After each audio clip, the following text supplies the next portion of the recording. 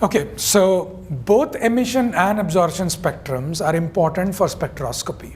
And spectroscopy, we will, like planetary sciences, astrobiology, we use a lot of spectroscopy. And not just this, different kinds of spectroscopic techniques are used to identify or characterize chemical composition, mineralogical composition. I mean, mineralogical composition is a derived phenomenon.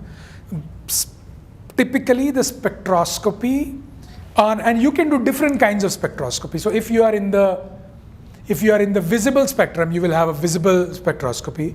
If you are in the UV, then you can have UV spectroscopy.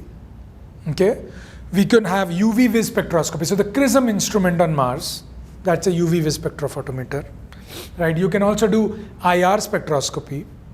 Okay, so IR spectroscopy is being used for emission spectroscopy generally, because molecules, when they vibrate, they also emit. I will not get into the spectroscopy, but just know that you can use the spectrum to understand a lot about the composition of materials. And this has been used in planetary sciences, in astrobiology for a long period of time.